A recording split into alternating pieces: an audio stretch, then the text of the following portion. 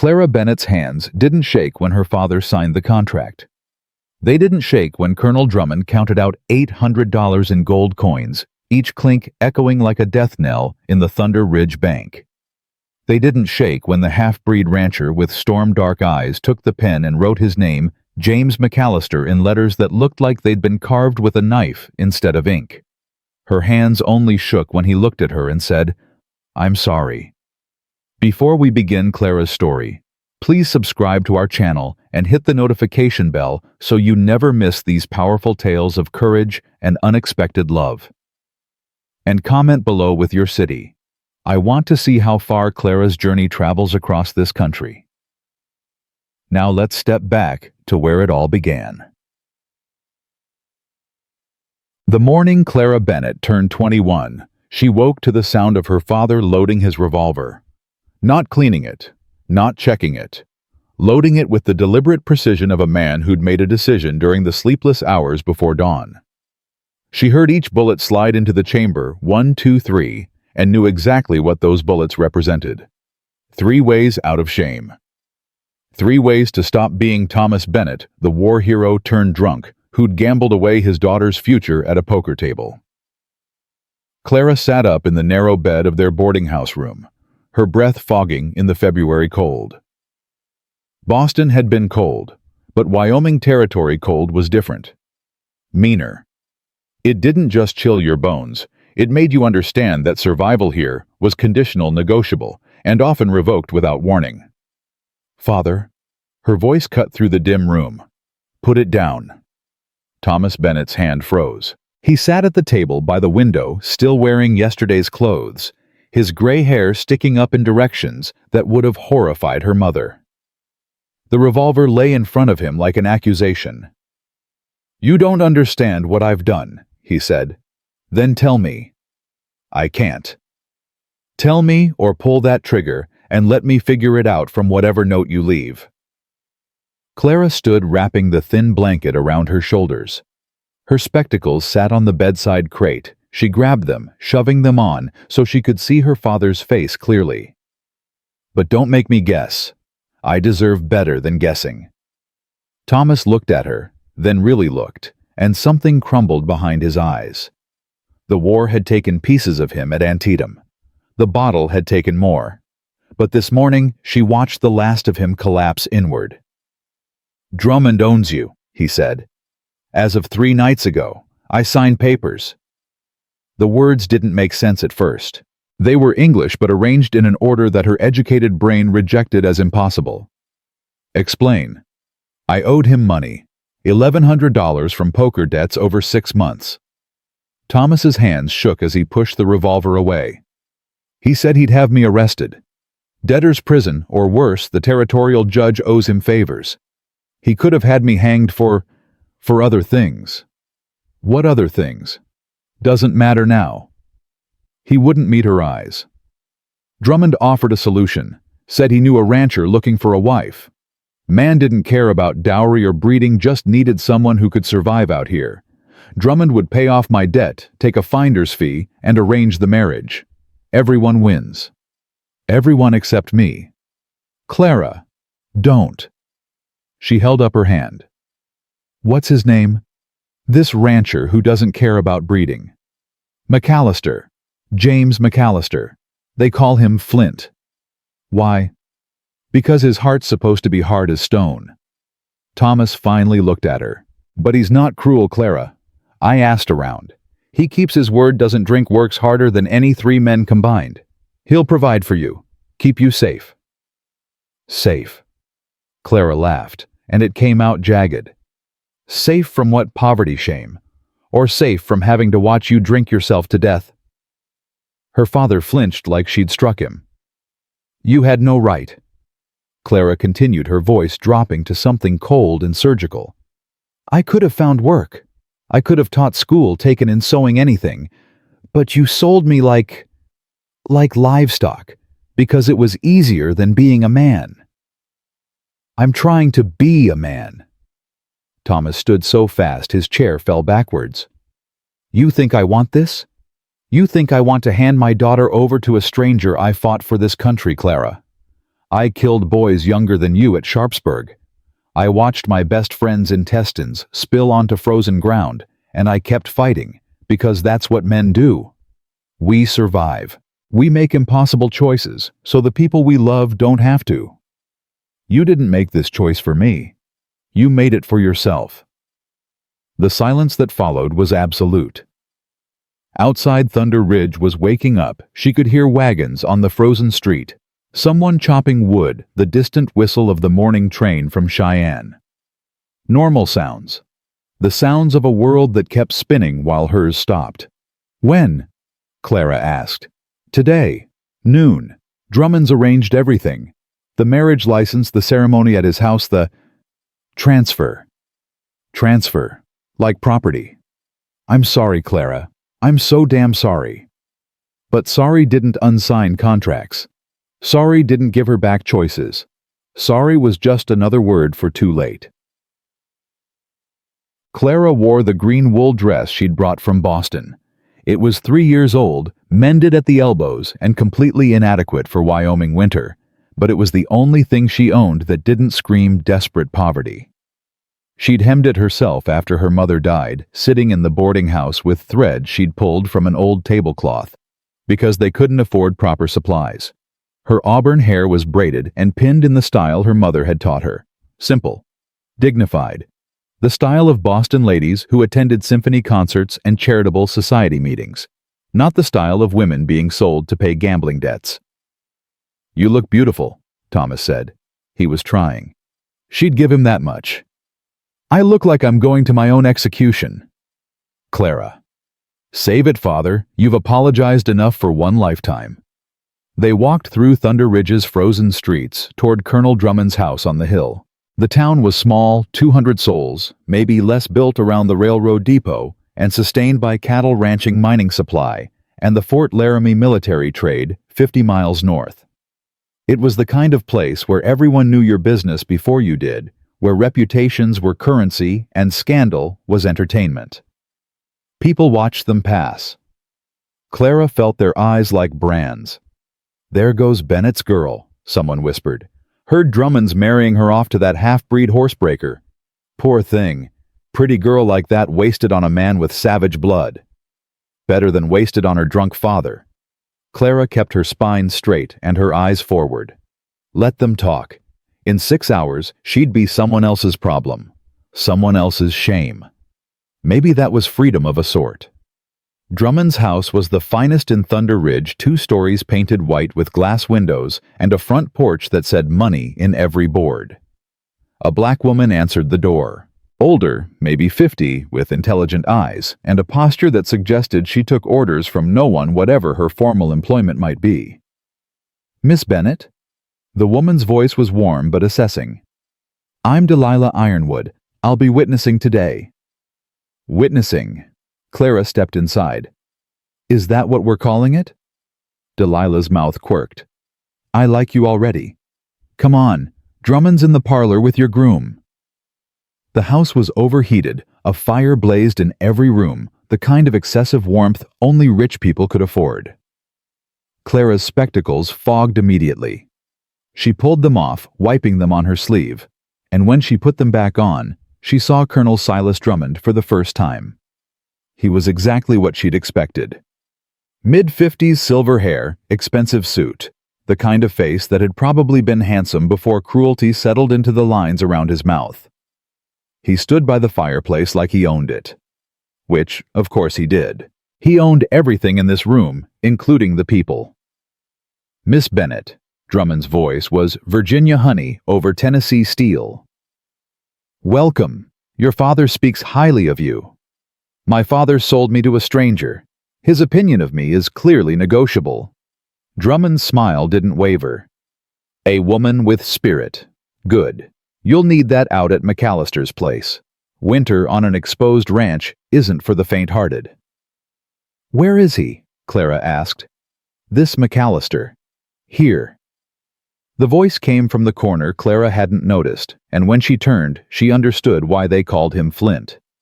James MacAllister stood in shadow, but even shadow couldn't hide the height of him, 6 feet at least, maybe more.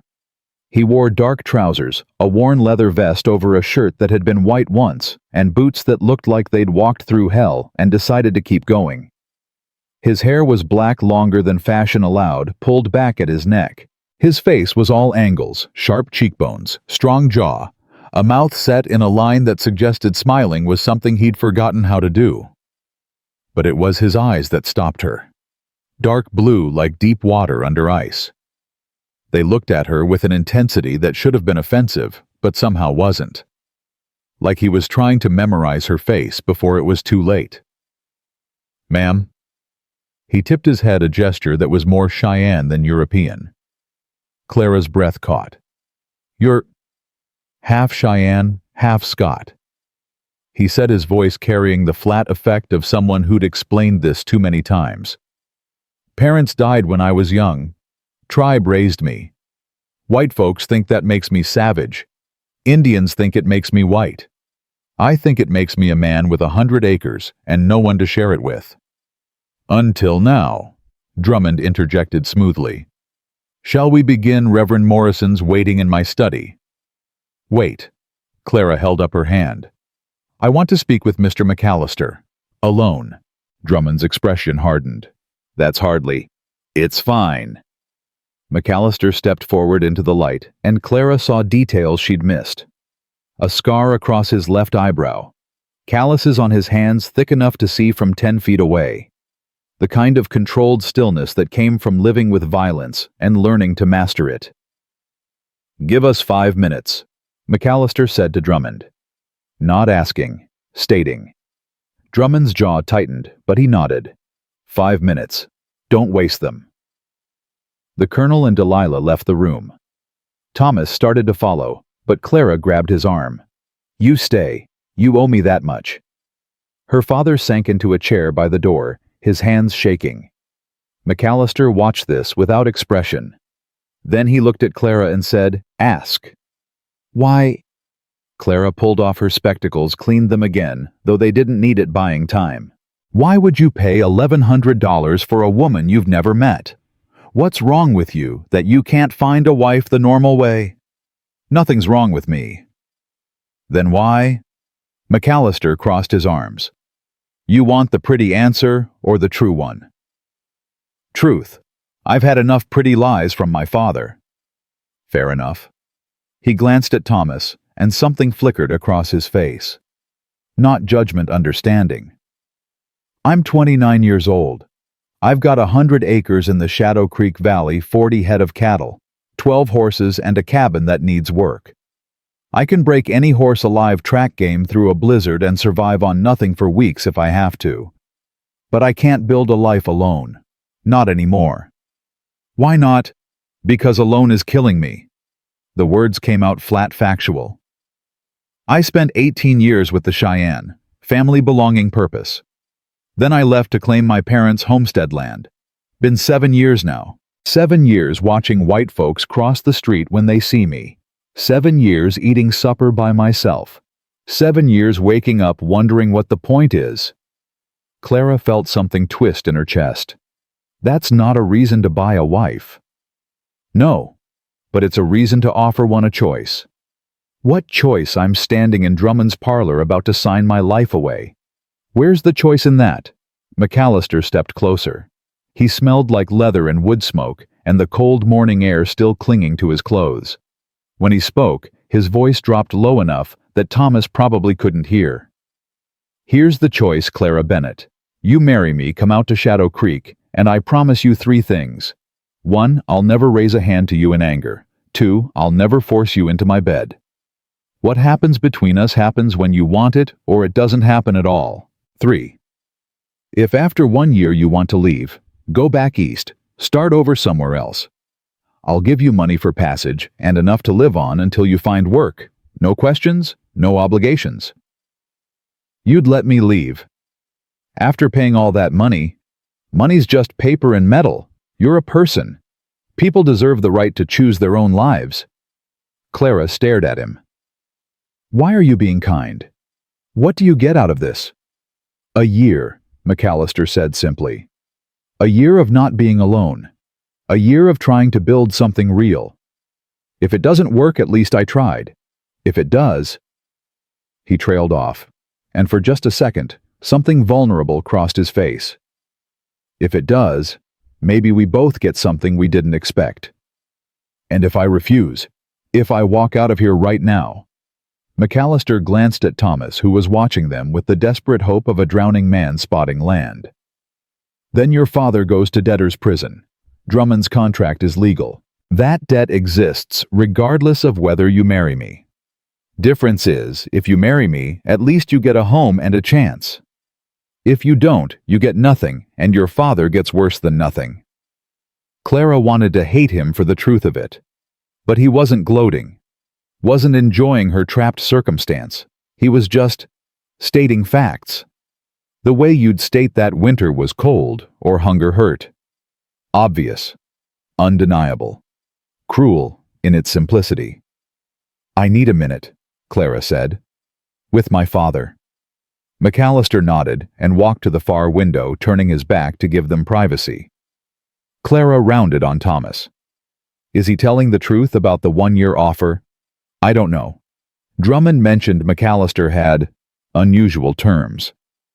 "But Clara, even if he is telling the truth, where would you go after a year? You can't come back to me. I'll have nothing to give you. Boston society won't take you back after this. You'd be a divorced woman in a world that doesn't forgive divorced women." "Maybe I don't care about Boston society's forgiveness." "Then what do you care about?" Clara looked at MacAllister's back. Broad shoulders held, with the kind of posture that came from carrying weight, literal and otherwise. He stood perfectly still, watching snow begin to fall outside the window, and she realized he was giving them as much time as they needed. Not rushing, not pressuring, just waiting. "I care about not being property," Clara said quietly. "I care about having some say in what happens to me, even if all my options are terrible. And I care about not spending the rest of my life wondering if I was too afraid to try something different." Thomas closed his eyes. "Then you're braver than me." "No, I'm just more desperate." Clara walked across the parlor to where MacAllister stood. He turned when he heard her approach, and she saw him steel himself like he expected rejection and had already started building walls against it. "I'll marry you," Clara said, "but I want something added to your promises." "Name it." "If I stay past 1 year, we're partners, not master and servant, not owner and property. Equal partners in whatever we build. I get a say in decisions. I get respect even when we disagree. And I get to teach there are children in this territory who need education, and I won't give up my calling just because I'm married." MacAllister considered this. Then he held out his hand. "Deal. Partners." Clara took his hand. His palm was rough-scarred warm despite the cold. His grip was firm, but careful, like he was aware of his own strength and deliberately limiting it. "One more thing," Clara said. "What do I call you, Mr. MacAllister, seems absurd if we're about to be married. James, or Flint if you prefer. Most people use Flint." "Why?" "Because James is what my mother called me. Flint is what I became after she died." Clara met his eyes. "Then I'll call you James. Someone should remember who you were before the world made you hard." Something shifted in his expression. Surprise, maybe, or the distant memory of hope. Before he could respond, Drummond swept back into the room. "Decided then, excellent. Reverend Morrison's getting impatient." The ceremony took 7 minutes. They stood in Drummond's book-lined study, while a nervous minister with a drinking problem rushed through vows that were supposed to be sacred. Delilah stood witness with an expression that said she'd seen this exact scene play out too many times. Thomas wouldn't look at Clara. Drummond watched like a banker reviewing a completed transaction. And James MacAllister held Clara's hand with infinite gentleness, while promising to love and cherish her until death parted them. When the Reverend said, "You may kiss the bride," James looked at Clara with a question in his eyes. She gave the smallest nod. He kissed her forehead, not her mouth, her forehead so softly it felt like an apology instead of a claim. "Thank you," he whispered, so quiet only she could hear. for trusting me with this." Then he stepped back and Drummond was pressing papers into Clara's hands, and her father was crying, and Delilah was saying something about how Clara should come by the boarding house sometime, and the whole world was moving too fast for Clara to process. The next thing she knew, she was standing on Drummond's front porch in the falling snow, watching James load her single trunk into a wagon pulled by a mule with a scarred face and one drooping ear. "That's everything?" James asked, securing the trunk with rope. "That's everything I own." He nodded, helped her onto the wagon seat, and climbed up beside her. The wooden seat was narrow. They sat close enough that their shoulders touched. James took the reins, clicked his tongue, and the mule started forward. Thunder Ridge fell away behind them. Clara didn't look back. Didn't watch her father standing on Drummond's porch, a broken man watching his daughter disappear into the white wilderness. Didn't give the town gossips the satisfaction of seeing tears. She looked forward at the snow-covered road that led to Shadow Creek Valley, to a cabin she'd never seen, to a life she hadn't chosen, but was choosing now because the alternative was choosing nothing at all. "How far?" Clara asked. 8 miles. Takes about 2 hours in good weather. Might be 3 today with the snow." "Tell me about it. The cabin, the land. What am I walking into?" James considered his words carefully. "Cabin's small, 2 rooms. I built it myself 7 years ago, so it's solid but not fancy. Needs a woman's touch. I'm not much for decoration. There's a root cellar, a barn for the animals, a well with good water. Land's decent, grazing sheltered. Valley Creek runs year-round. I've got wheat planted on the eastern 40 acres, should come in strong if spring's good to us. Neighbors. Closest is the Ironwood place, about 3 miles east, Delilah's boarding house. Beyond that, Fort Laramie's a day's ride north, town's 8 miles south. It's isolated, Clara. Won't lie about that. Some women can't handle the loneliness. And if I'm one of them, then you tell me and we figure out something else." Clara pulled her coat tighter. The cold was surging now, cutting through wool, like it wasn't even there. "You keep making promises you might regret, offering me ways out. Most men would want to lock down their investment. You're not an investment. You're a person who deserves kindness. Why?" The question burst out of her. "Why do you care? You don't know me. You don't owe me anything. Why treat me like I matter?" James was quiet for a long moment, guiding the mule around a frozen rut in the road. Finally, he said, "When I was 13, a wagon train got hit by outlaws near Fort Laramie. My parents were on it. Soldiers arrived too late. Most folks were dead. I survived by hiding under my mother's body for 6 hours. When the Cheyenne found me, I was half frozen and covered in blood." Clara's breath caught. "Running deer. The woman who raised me, she could have left me to die. White boy no use to the tribe, might even bring trouble. But she didn't. She wrapped me in furs, fed me, taught me to survive. When I asked her why, she said, because kindness is how we stay human, when the world tries to make us animals." He glanced at Clara. "I learned a lot from the Cheyenne. Tracking, hunting, how to read weather and horses, and men's hearts. But that lesson stuck deepest. Kindness isn't weakness. It's the only thing that separates us from the violence we're capable of. So when Drummond came to me about you, I thought, here's a woman trapped like I was trapped. Maybe I can be for her what Running Deer was for me. Not a savior, just someone who offers kindness when the world's being cruel." Clara's throat tightened. "I don't know what to say to that." "Don't say anything. Just don't expect me to be like other men you've known. I won't be. Can't be. The Cheyenne raised me different, and I'm not ashamed of it." They rode in silence after that, the wagon creaking through deepening snow. Clara watched the landscape transform from town to wilderness, rolling hills covered in white stands of pine and aspen, stark against gray sky, the occasional deer track or rabbit trail, the only sign of life. She was going into the unknown, with a stranger. A man with Cheyenne blood and Scottish bones who kissed foreheads instead of lips, and made promises about kindness like it was a religion. Clara didn't know if she believed him. didn't know if trust was even possible anymore after what her father had done. But she knew this James MacAllister had given her a choice. In a world that had stolen all her choices, he'd given her back one. And maybe that was enough to start with. Maybe that was everything. The wagon climbed a ridge, and suddenly the valley opened below them, a white bowl cradled between snow-covered hills, a thin line of dark water cutting through the center where Shadow Creek refused to freeze. Smoke rose from a chimney in the distance, marking a cabin built against the sheltered northern slope. "That's home," James said quietly. "Welcome to Shadow Creek, Clara MacAllister." Clara MacAllister. Her new name. Her new life. She took a deep breath of frigid air and chose to believe that somewhere in this white wilderness she might find something worth keeping.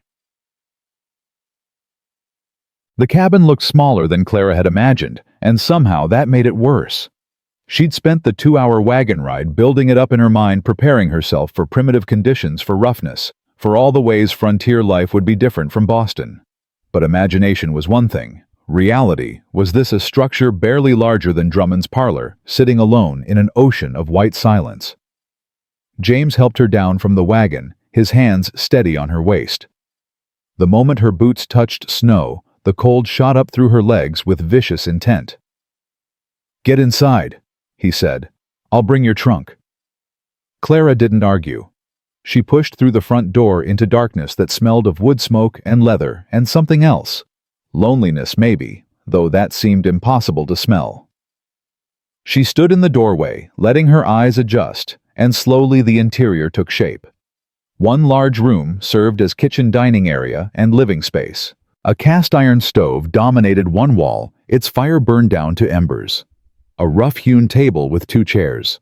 Shelves holding tin plates, cups, basic supplies. A rocking chair in the corner that looked handmade, its wood worn smooth from use. Everything was clean but sparse, functional to the point of emptiness. This was a place where someone existed but didn't live.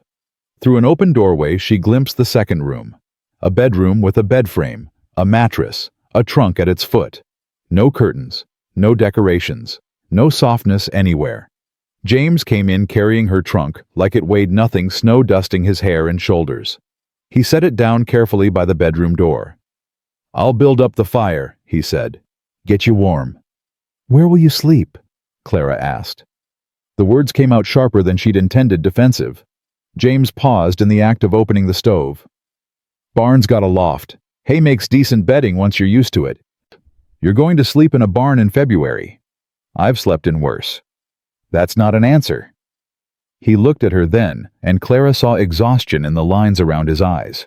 Not just physical tiredness, the bone-deep weariness of someone who'd been carrying weight for too long without rest. "Clara, I made you a promise. The bed's yours until you say different. I'll be fine in the barn. You'll freeze to death. I won't. Cheyenne taught me how to stay warm in worse cold than this." He fed wood into the stove, coaxing the embers back to flame. "There's a pot of stew from yesterday still good. You should eat. Long day, longer than most." "I'm not hungry." "You need to eat anyway. Cold like this, your body burns food just trying to stay alive. You skip meals out here, you get weak. Weakness kills." Clara wanted to argue, but her stomach betrayed her with a growl that echoed in the small space. James's mouth quirked, not quite a smile, but close. "I'll heat it up," he said. While he worked at the stove, Clara removed her coat and hung it on a peg by the door. Her dress was damp from snow, clinging uncomfortably to her legs. She needed to change, but that meant unpacking her trunk, claiming space in this cabin, admitting this was real. "James," she said, "can I ask you something?" "Always." "Do you regret it? Paying all that money for a woman who might leave in a year?" His back was to her, stirring the pot, but she saw his shoulders tense. "Ask me in a year." "That's not an answer either." "It's the only answer I've got right now." He ladled stew into 2 bowls, set them on the table. "Come eat. Then you can rest or unpack or whatever you need. I've got animals to tend, fence to check. Storm's coming in heavier tonight. I need to make sure everything's secured." They ate in silence. The stew was better than Clara expected: venison, potatoes, carrots, seasoned with something that tasted like sage. Simple food, but hot and filling. She ate mechanically, aware of James across from her doing the same, both of them trapped in this awkward performance of domesticity. When they finished, James stood and pulled on his coat. "I'll be a few hours. Bank the fire if you get too warm, but don't let it go out. Temperature drops fast once the sun's down." "I know how to maintain a fire." "Didn't say you didn't." He paused at the door. "Clara, if you need anything, if you're scared or cold or just... if you need me, come to the barn. Don't wait. Don't try to tough it out. Out here, pride can kill you. Promise me." "I promise." He nodded and stepped out into the snow, pulling the door shut behind him. Clara sat alone in the cabin that was now supposed to be her home, listening to the wind pick up outside, and tried not to calculate how many miles separated her from everything she'd once known.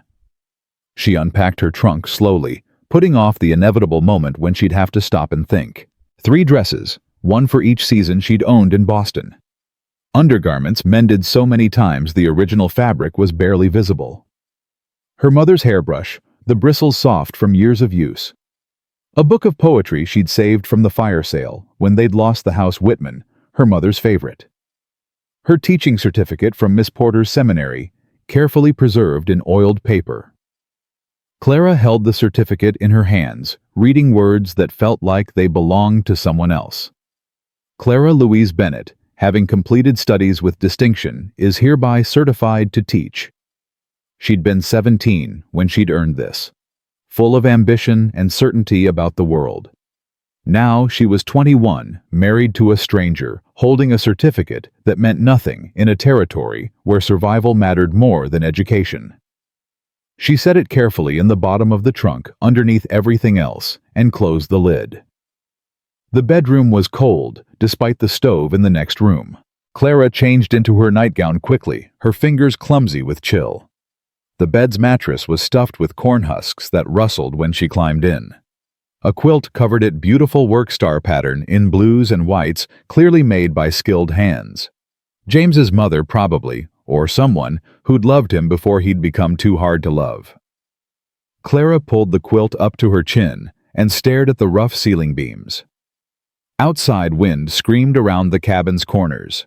Snow hissed against the window. The isolation pressed down like a physical weight. She'd spent her whole life around people. Boston streets full of noise and commerce, boarding houses, where every sound traveled through thin walls, schools crowded with children. Even in poverty, she'd never been alone. But now she was. Alone in a way that made her chest tighten and her breath come short. Clara closed her eyes and tried to pray, but the words wouldn't come. God felt very distant in this frozen wilderness if he was here at all. She must have slept because she woke to darkness and the sound of the front door opening. Her heart hammered as she sat up, reaching instinctively for her spectacles. Through the bedroom doorway, she saw James's silhouette against the stove's glow. He was feeding wood into the fire, moving quietly, trying not to wake her. "What time is it?" Clara called out. James startled. "Midnight, maybe later. Go back to sleep." "Why are you inside?" "Storm's bad. Thought I should check the fire." Clara swung her legs out of bed, wrapped the quilt around her shoulders, and walked into the main room. James was covered in snow, his hair frozen ice clinging to his eyebrows. He was shaking fine tremors he was trying to hide. "You're freezing," Clara said. "I'm fine." "You're a terrible liar." She moved closer to the stove. "How cold is it out there?" "Cold enough that the mule's breath was freezing solid. Lost feeling in my hands about an hour ago." He held them toward the stove, and Clara saw his fingers were white, bordering on blue. "Frostbite?" "Maybe. Won't know till they warm up." Clara grabbed his hands before he could protest, pulling them inside her quilt against her body's warmth. James went rigid. "Clara, you don't have to..." "Shut up. You're going to lose fingers if we don't warm you up properly." She looked at his face, really looked, and saw the exhaustion there, the way he swayed slightly on his feet. "When's the last time you slept?" "Yesterday." "How long yesterday?" "A few hours, maybe." You're going to kill yourself trying to be noble. Clara made a decision that would have horrified Boston. Clara, seminary-educated Clara, the girl who'd believed in propriety and reputation. But that Clara was gone, sold away with the stroke of a pen. This Clara dealt in survival. You're sleeping inside tonight, she said. On the floor, by the stove, or in the bed, I don't care. But you're not going back to that barn. I made you a promise. And I'm releasing you from it for tonight. You want to be a gentleman, fine. Sleep on the floor. But you sleep inside, or I swear I'll lock you out of your own cabin and you can freeze with a clear conscience. James's mouth twitched despite everything. You're bossy. I'm practical. There's a difference. His hands were warming in hers, and she felt him relax incrementally. Floor then. By the stove. Fine. Clara released his hands and went to the bedroom, returning with the quilt. Take this. I'll use my coat. Clara. It's your quilt anyway. Your mother's work, I'm guessing. He nodded, something painful crossing his face. Then you should have it tonight. She'd want you alive more than she'd want you chivalrous.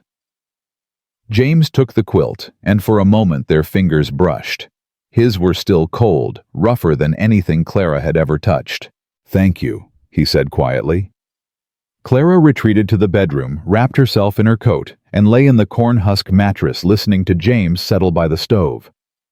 She heard him removing his boots, the rustle of the quilt, a long sigh that spoke of relief and exhaustion in equal measure. Clara. His voice came through the darkness. Yes. I know this isn't what you wanted. I know I'm not what you would have chosen. But I'm going to try my damnedest to make this bearable for you. That's a promise I can keep. Clara stared at the dark ceiling. I believe you. And surprisingly, she did. Morning came with weak gray light and the smell of coffee. Clara woke to find James already up, fully dressed, bent over the stove. He'd brought in snow to melt for water, and breakfast was taking shape, Johnny cakes on the griddle, bacon in a skillet. You cook, Clara said from the bedroom doorway. Had to learn. Living alone, you either learn or starve. He glanced back at her. How'd you sleep? Cold, but alive. That's frontier life. Cold but alive is a win. Clara moved to the table, watching him work. He moved with efficiency, born of practice, flipping Johnny cakes with a knife blade, turning bacon with his fingers despite the heat. The frostbite hadn't been severe. His hands looked rough but functional. Your hands are all right, she asked. They'll do. You should be more careful. I'm always careful. Sometimes careful isn't enough. He slid food onto plates, poured coffee into tin cups. We need to talk about how this is going to work. Clara's stomach tightened. All right. James sat across from her, and she noticed again how he held himself perfectly still, like he was always ready to move, but conserving energy until necessary. Predator stillness, or prey, depending on perspective. I work dawn to dark most days, he said. Cattle need tending, horses need breaking fence, always needs mending. Winter's the slowest season, but there's still wood to chop, animals to feed, equipment to repair. I'll teach you what I can, but I can't stop everything to hold your hand. I don't need my hand held. Didn't say you did, but you need to understand what you're walking into. This isn't town life. There's no hired help. No servants, no neighbors close enough to call if something goes wrong. It's us, Clara. Just us working every day to survive. If you can't handle that, I can handle it. You say that now. Wait till you've hauled water in below zero cold until your arms give out. Wait till you've birthed a calf in a blizzard, or fought off coyotes from the chicken coop, or spent 3 days alone because I had to ride to Fort Laramie for supplies. It's hard, Clara. Harder than anything you've done. You don't know what I've done. James studied her face. No, I don't. So tell me what you're bringing to this partnership besides education and Boston manners. Clara set down her coffee cup. I can read, write, and calculate better than most men. I can sew, mend, preserve food, manage household accounts. I taught children for 2 years before my father's drinking made me unemployable. Boston families don't hire teachers with scandalous fathers. I nursed my mother through tuberculosis for 6 months. Watched her cough blood into rags I had to burn because we couldn't afford a doctor. After she died, I kept my father alive through 3 years of him trying to drink himself to death. She met James's eyes. I'm not some fragile society girl playing at hardship. I know what suffering looks like. I know what it costs to survive when everything's working against you. So don't condescend to me about hard work. I've been doing hard work since I was 16 years old. Silence stretched between them. Then James nodded slowly. Fair enough, he said. I apologize. Good. But I still need to teach you frontier survival. Book learning won't help you if you're lost in a whiteout. Then teach me. I will, starting today. He finished his coffee. Get dressed warm, everything you've got. We're going to check the cattle, and you're coming with me. Why? Because you need to learn the land. Where the cattle shelter, where the creek doesn't freeze, where the wind cuts worst. And because, if something happens to me, you need to be able to keep the ranch running long enough to get help. Clara's chest tightened. You think something's going to happen to you? I think accidents happen out here all the time, and planning for them is smart. He stood, taking their plates to the wash basin. Welcome to your first day as a rancher's wife, Clara MacAllister. Hope you're ready. She wasn't. But she got dressed anyway. The cold hit like a fist when they stepped outside. Clara gasped her breath, freezing instantly, her eyes watering. James moved through it like it was nothing, leading her toward the barn, where the mule and 2 horses stamped in their stalls. This is Dancer. James patted a bay mare's neck. Steadiest horse I own. You'll learn to ride her. I've never ridden a horse. Then today, you start learning. Clara stared at the animal, huge, powerful muscles shifting under its hide. What if I fall? You will fall. Everyone falls. The question is, whether you get back up. James pulled a saddle from the wall. I'm not going to let you get hurt, Clara, but I am going to push you. That all right? Clara thought about her options. She could refuse. Stay in the cabin, remain helpless and dependent. Or she could try, fail, probably humiliate herself, but learn something that might keep her alive. Teach me, she said. So he did. For the next 3 hours, James taught Clara the basics of horsemanship. How to approach a horse without spooking it. How to saddle properly. How to mount. Dismount. Sit balanced.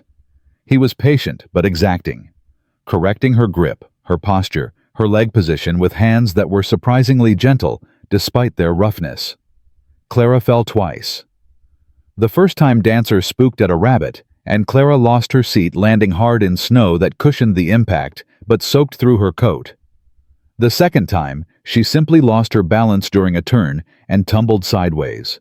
Both times James was there, immediately helping her up, checking for injuries, asking if she wanted to stop. Both times Clara said no. By noon, she could walk Dancer around the barn area without falling. It wasn't much, but it was something. Good, James said, helping her dismount for the last time. You're a fast learner. I'm a desperate learner. There's a difference. I'll take desperate over unwilling any day. He led Dancer back to her stall. Come on, cattle next. They trudged through snow to where James's cattle clustered in a sheltered ravine, 40 head of mixed beef cattle that looked half frozen and entirely miserable. James counted them methodically, checking for injuries or illness, pointing out which ones were breeding stock, which ones he'd sell in spring. This is our livelihood, he said. These animals survive, we survive. They die, we're in trouble. What's the biggest threat, weather? Weather, predators, disease, accidents. Take your pick. He pointed to a calf limping slightly.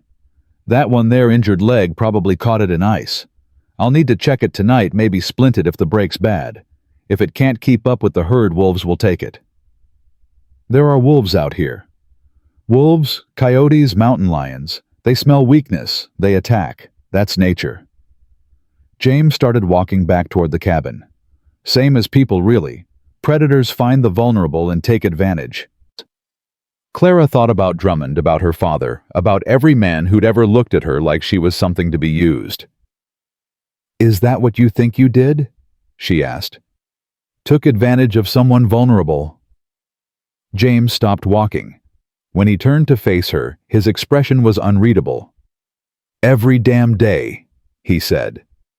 "Every day I wonder if I'm any different from Drummond, just with prettier justifications. You want honesty? Clara, here it is. I bought you. I can dress it up with talk of choices and promises, but at the end of the day I paid money, and you're here because of that transaction. So yeah, I think about whether I'm a predator too. The only difference is, I'm trying not to be." "Then you're already different," Clara said quietly. "Predators don't question themselves." They stood in the snow looking at each other, and something shifted between them, some small movement toward understanding. "Come on," James said finally. "Let's get you inside before you freeze." That night after supper, Clara sat in the rocking chair while James worked on repairing a bridle at the table. The wind howled outside, but inside was warm, almost comfortable. Clara opened her book of Whitman and read by lamplight while James's knife worked leather with practiced precision. "What are you reading?" he asked after a while. "Poetry. Whitman." "Don't know him." "Song of Myself. It's about belonging, I suppose. Finding your place in the world." Clara closed the book. "Can I read you some?" James looked surprised. "If you want." So Clara read, "I celebrate myself and sing myself, and what I assume you shall assume, for every atom belonging to me as good belongs to you."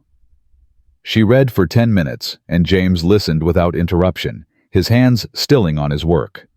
When she finished, he was quiet for a long time. "That's beautiful," he said finally. "Sad, but beautiful." "Why sad?" "Because he's talking about belonging, but the words are lonely.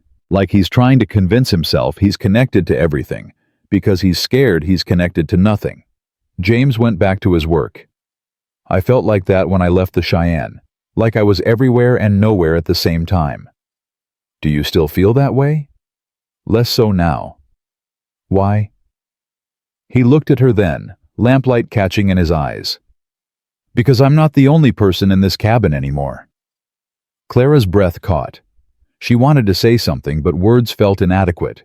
So she just nodded, and they sat in silence that felt less lonely than it had before. 3 days passed in this way.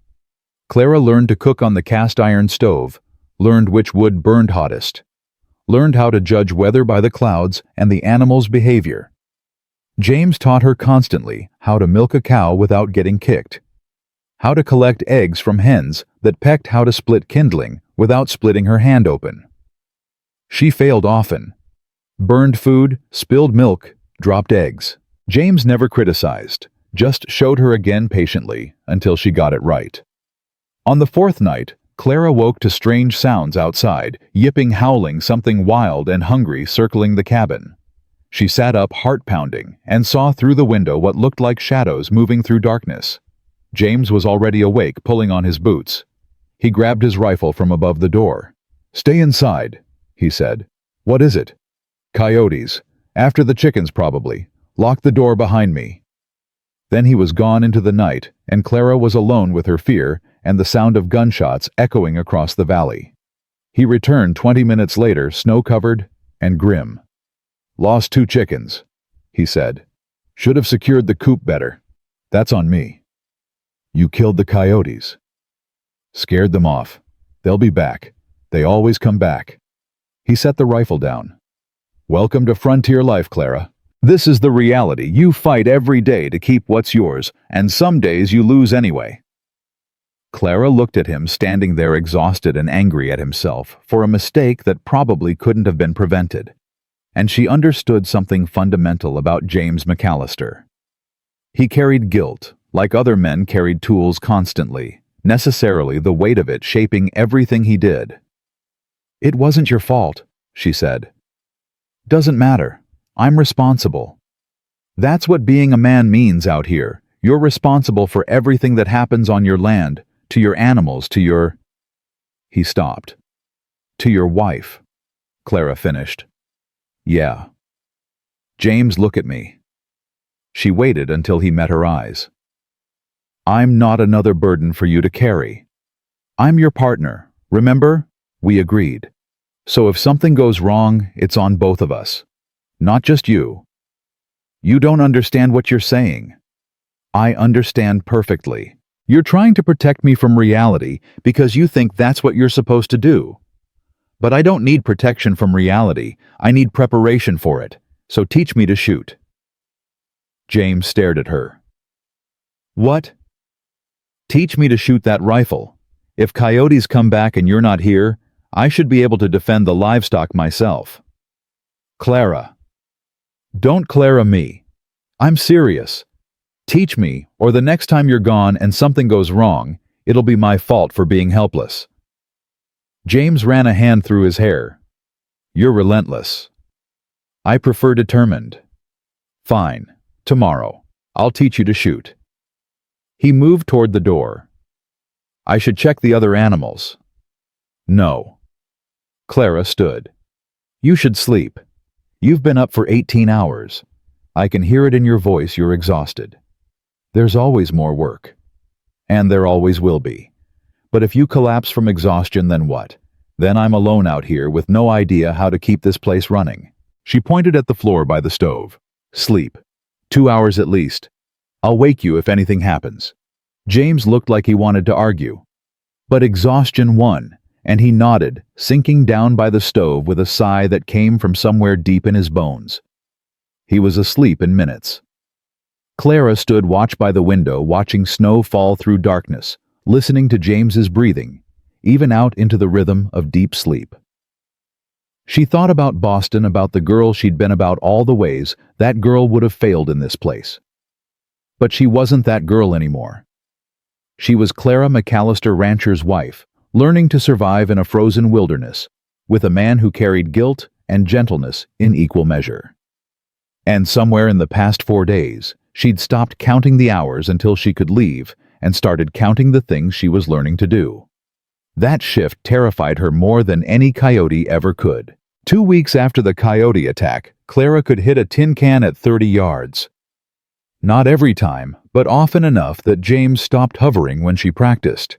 He'd set up targets behind the barn cans, bottles, pieces of wood with charcoal circles drawn on them, and each morning after chores, Clara spent an hour learning to steady her breathing.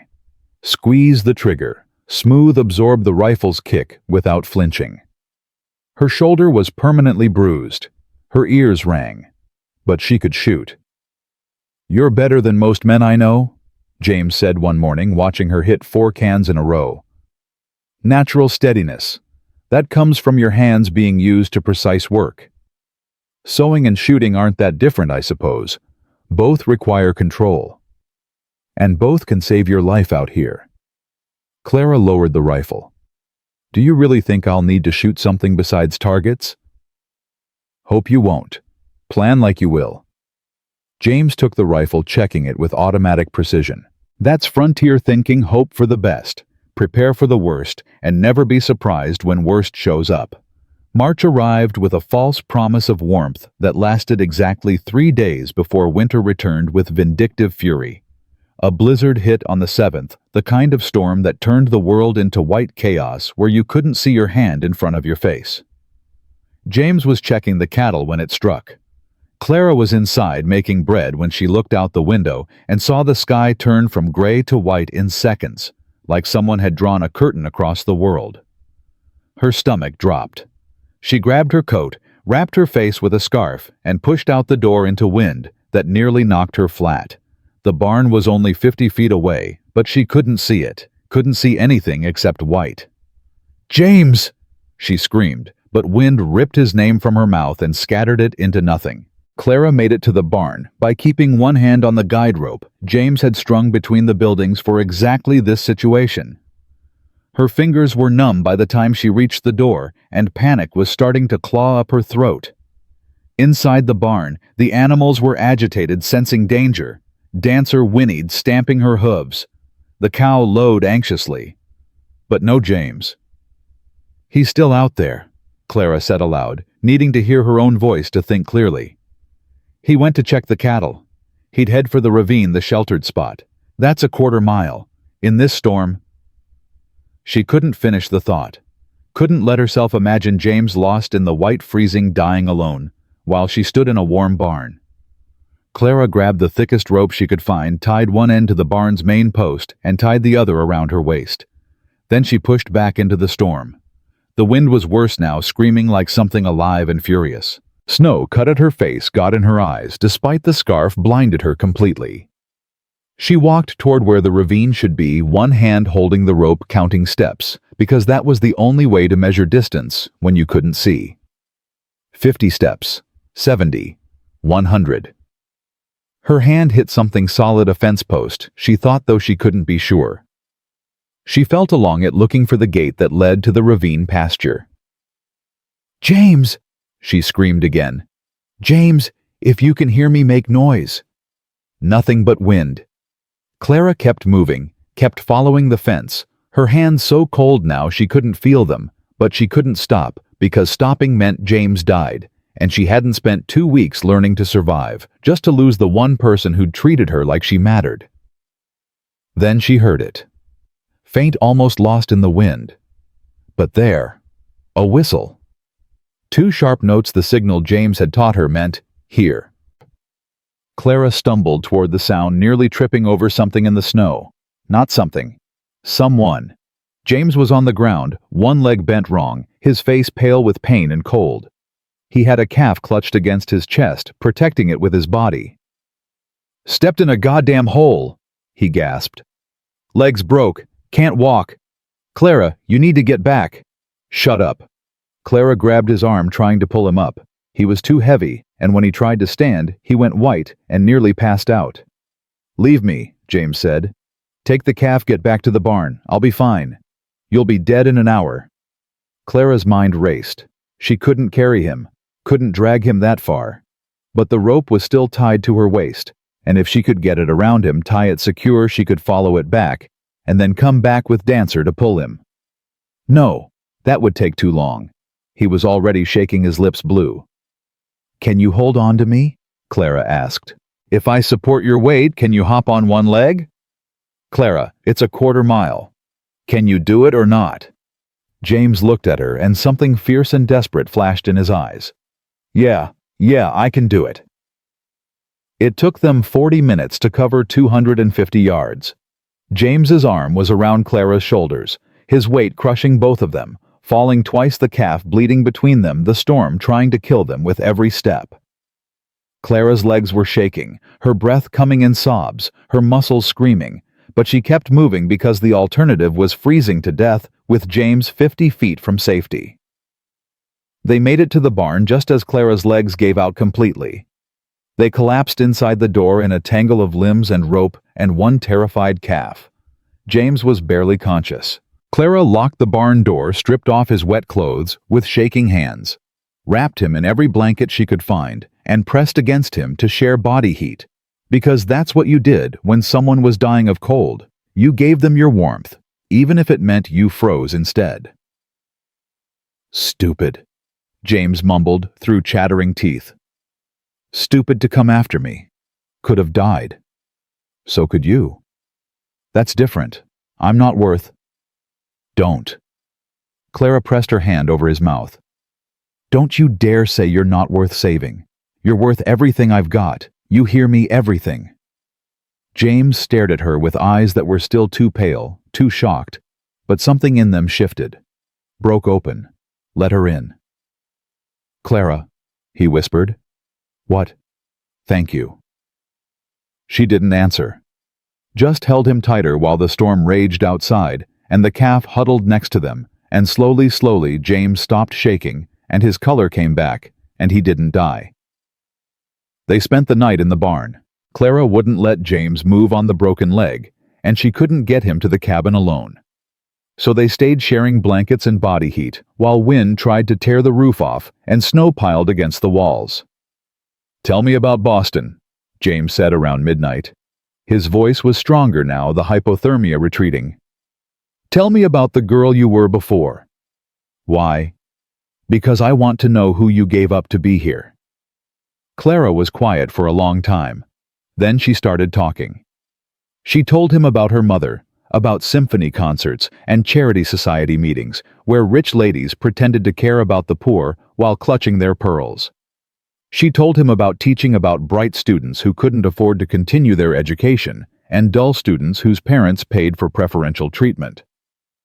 She told him about Daniel, about promises whispered in gardens and broken in churches, about learning that love was a luxury people like her couldn't afford.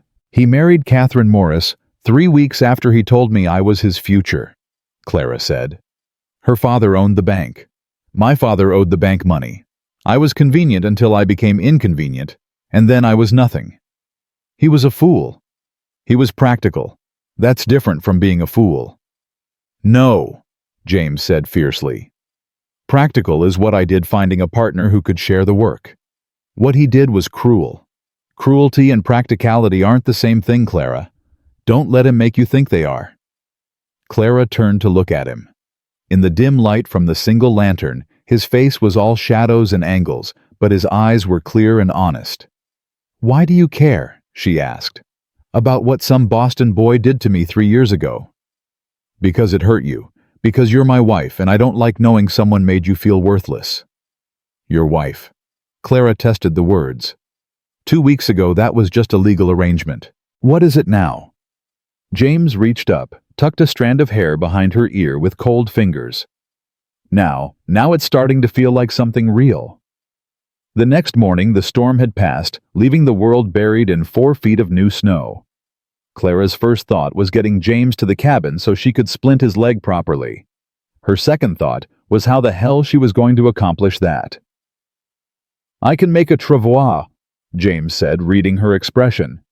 "Drag poles, cross-bracing. I'll talk you through it. We've got materials in the barn."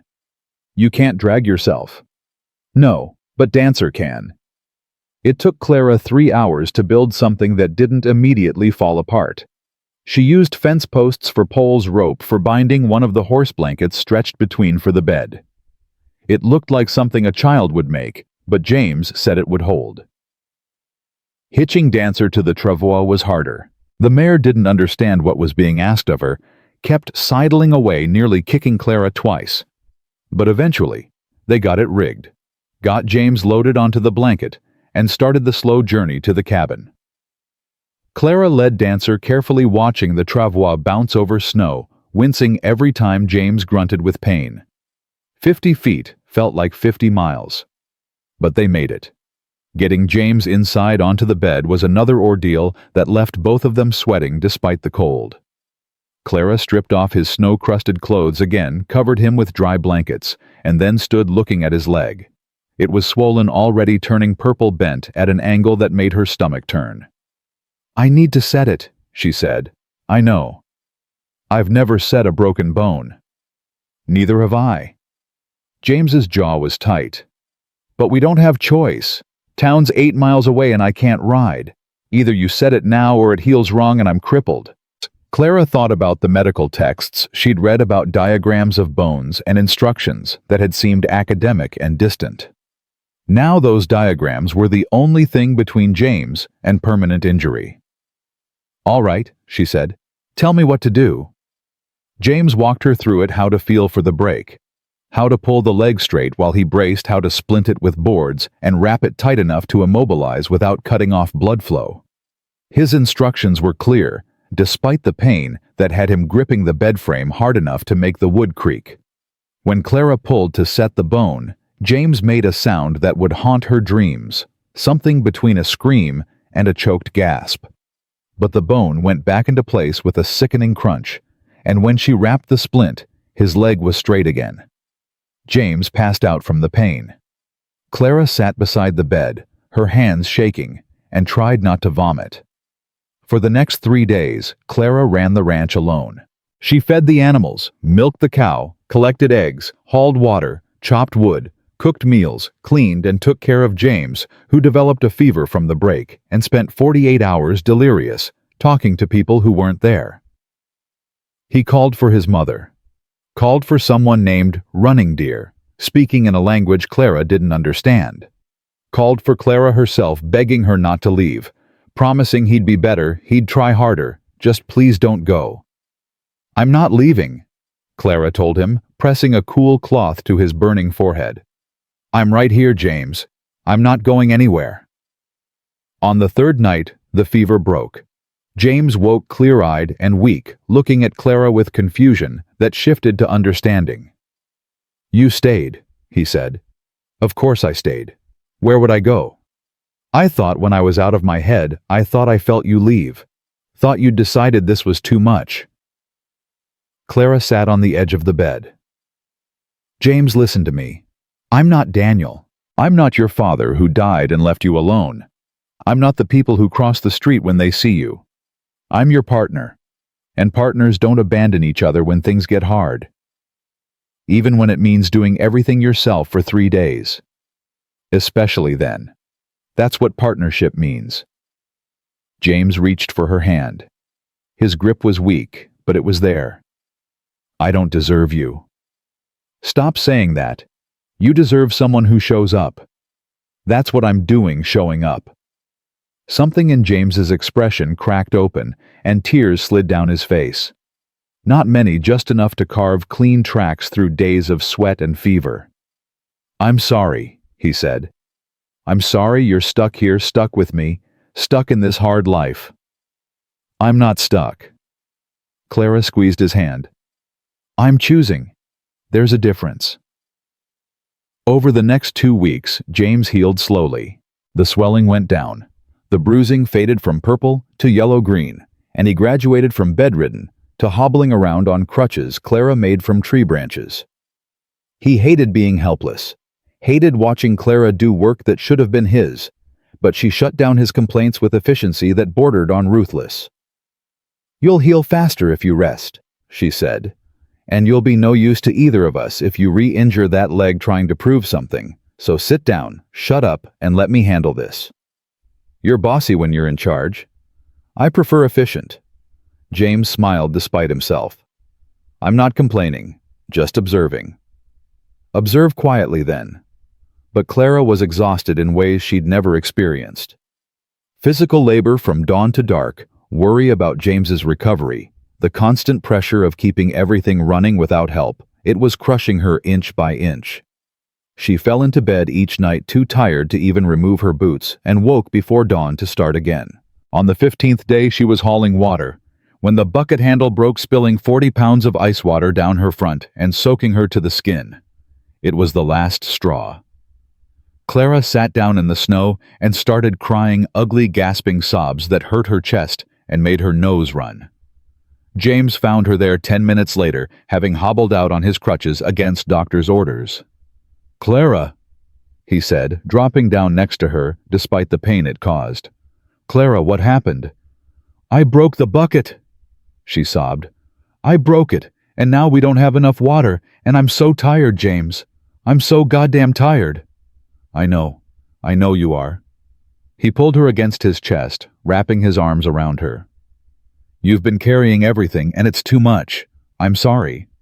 "Don't apologize. You were hurt. It's not your fault." "Doesn't matter whose fault it is. You're breaking under the weight, and I can't stand seeing you like this." Clara cried harder, and James held her, rocking slightly, murmuring things she couldn't understand. Cheyenne words maybe, or just sounds meant to soothe. When she finally cried herself empty, she pulled back and looked at him. His face was pale from pain, his leg shaking from the effort of sitting in the snow, but his eyes were fierce and protective.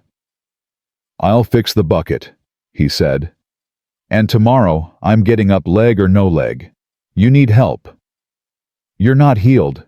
I'm healed enough. Clara, you can't do this alone anymore. I won't let you." He cupped her face in his rough hands. "We're partners, remember. That goes both ways. You showed up for me when I was dying. Now I show up for you before you collapse. What if you re-injure yourself? Then you fix me again. That's how this works. We take turns being strong, being weak, being the one who holds on when the other wants to let go. Clara closed her eyes, leaning into his touch. I don't know how to need people. I've spent so long taking care of everyone else. Then learn. Learn to need me, Clara. God knows I need you. They sat in the snow holding each other until the cold forced them back inside. True to his word, James was up the next morning.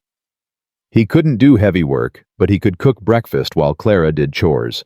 He could mend harnesses while she hauled water. He could plan repairs while she executed them. They worked in tandem, each compensating for the other's limitations, and slowly, the overwhelming weight became manageable. One evening, a week after the broken bucket, Clara was reading Whitman aloud, while James carved a new tool handle. She paused mid-verse, struck by a sudden realization. What? James asked, looking up. I just realized I haven't thought about leaving in weeks. About the one-year promise about going back east.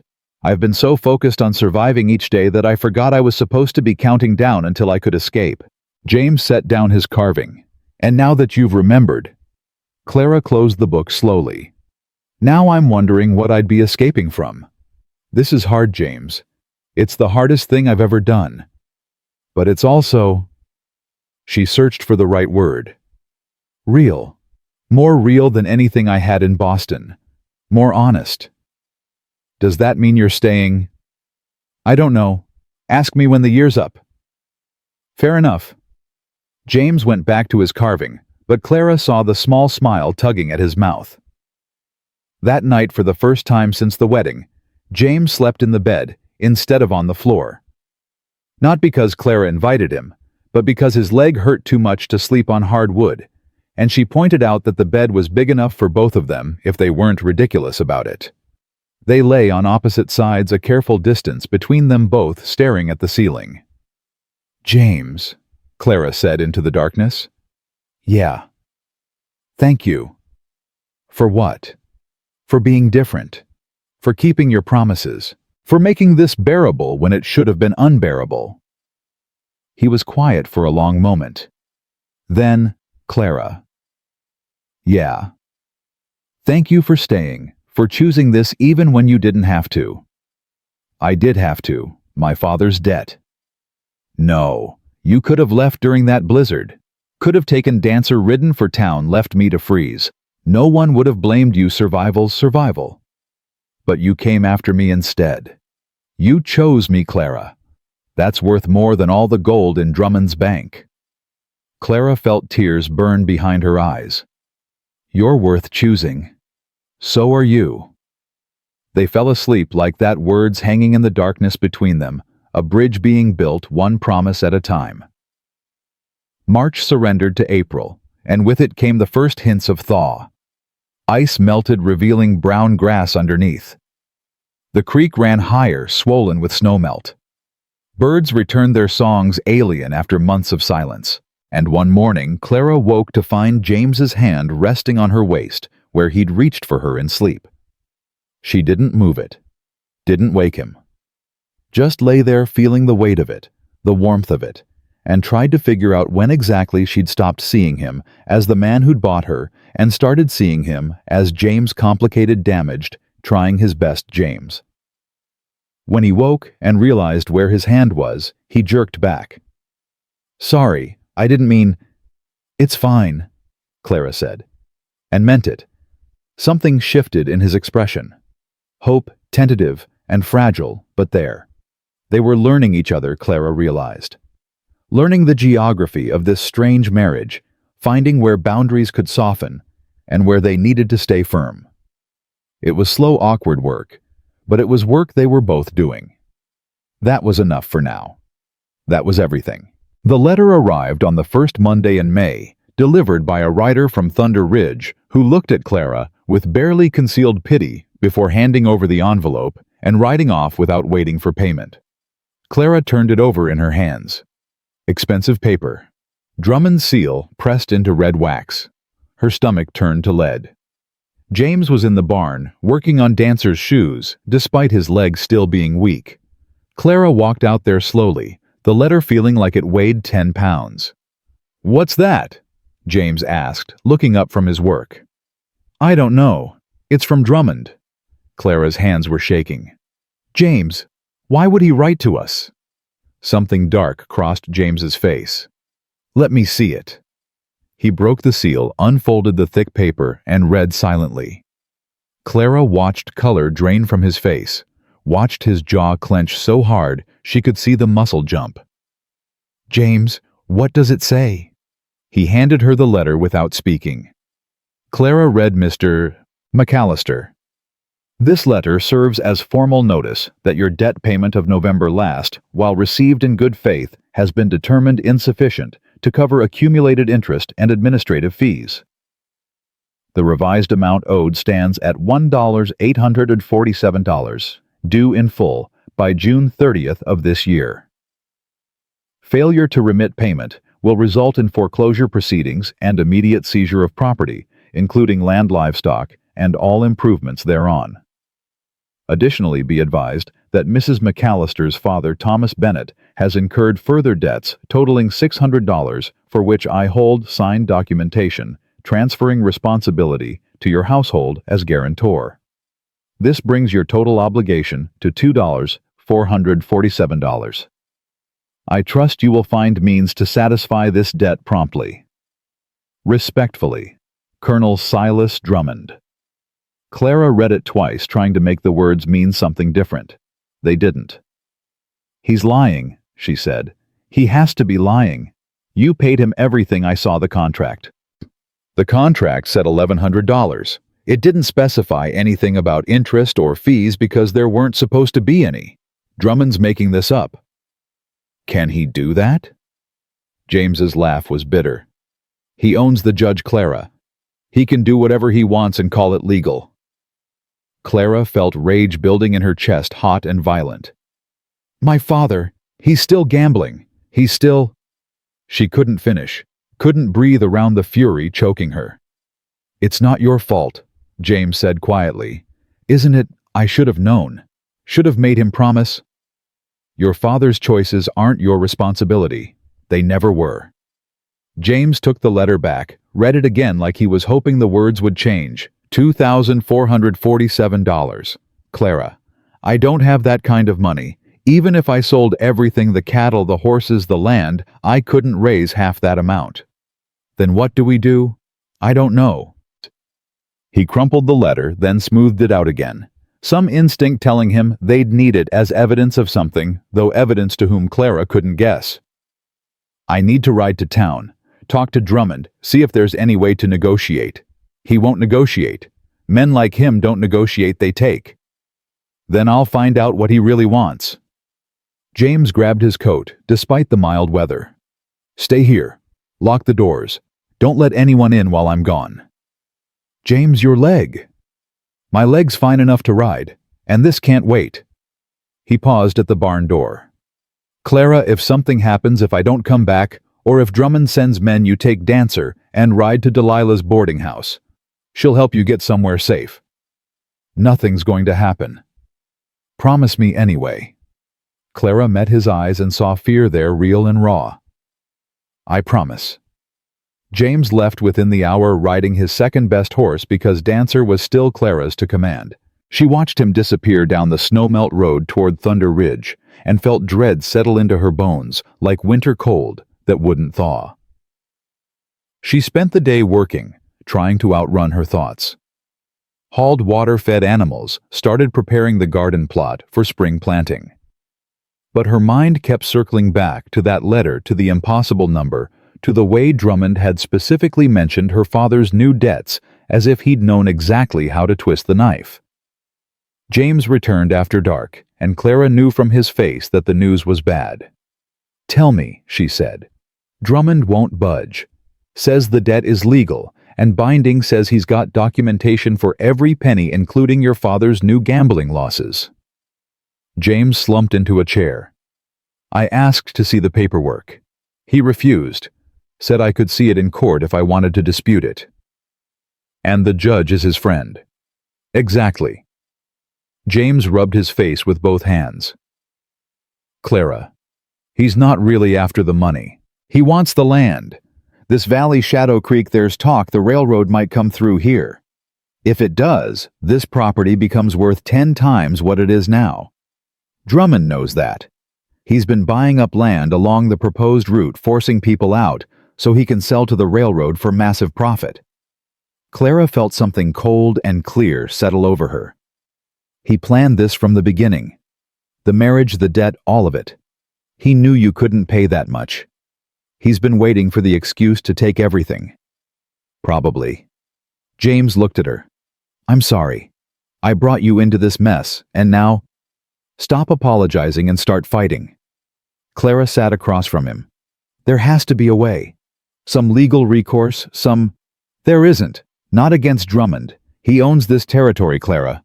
The bank, the judge, the sheriff. Anyone who crosses him ends up ruined or dead.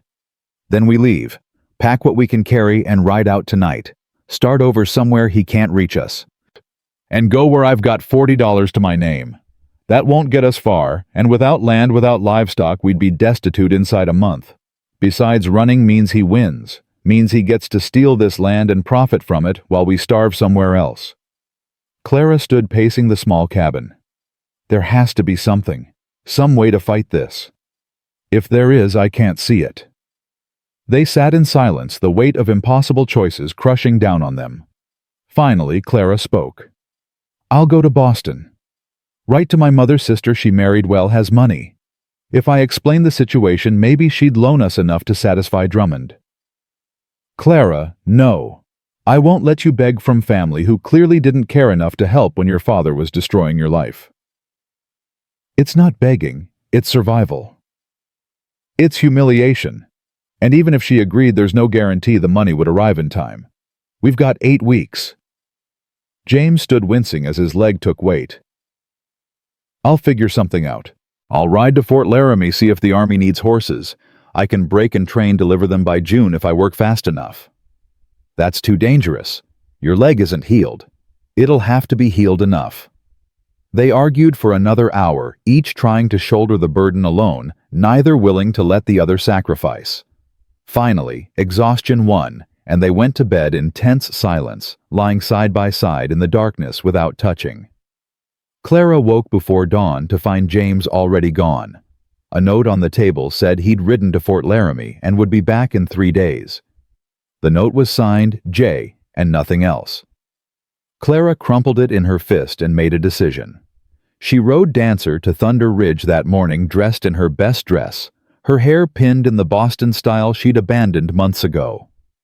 She looked like the girl she used to be, educated and refined, the kind of girl who might convince a colonel to show mercy. Delilah was sweeping her boarding house porch when Clara arrived.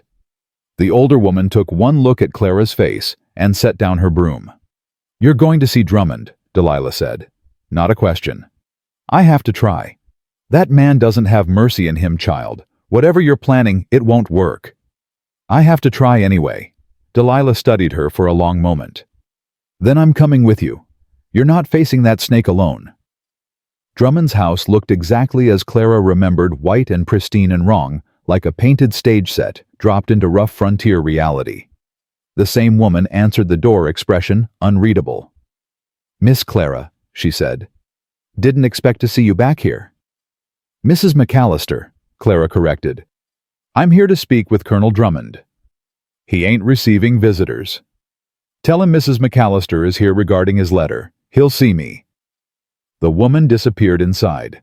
Delilah touched Clara's arm. You sure about this? No, but I'm doing it anyway. Drummond appeared in the doorway, all false southern charm and predatory eyes. Mrs. MacAllister, what a pleasant surprise. Do come in. I'll stay right here, thank you. This won't take long. Suit yourself. Drummond leaned against the doorframe. I assume you're here about the debt. I'm here to ask you to reconsider. The amount you're demanding is impossible. My husband can't raise that kind of money by June. Then perhaps he shouldn't have taken on debts he couldn't repay. He paid what was owed. You're inventing fees that didn't exist in the original contract. Are you calling me a liar, Mrs. MacAllister? I'm calling you a thief. Clara's voice was steady cold. You arranged my marriage specifically to trap my husband in debt. You waited until he'd invested work and hope into that ranch, and now you're stealing it from under him because you know the railroad's coming and the land will be worth a fortune." Drummond's smile didn't waver. "That's a serious accusation. Can you prove any of it? Can you prove the fees you're charging are legitimate?" "I don't have to prove anything. I hold the contracts, and the law is on my side." He straightened, losing the pretense of friendliness. "Here's reality, Mrs. MacAllister. Your husband is a half-breed with no connections and no power. You're the disgraced daughter of a drunk. Neither of you matter. I could take that land tomorrow and no one would stop me. I'm showing remarkable generosity by giving you until June." "Why?" Clara demanded. "If you're so confident you'll win, why wait?" "Because I'm a patient man, and because watching desperate people scramble is entertaining." Clara felt rage building, threatening to spill over into violence.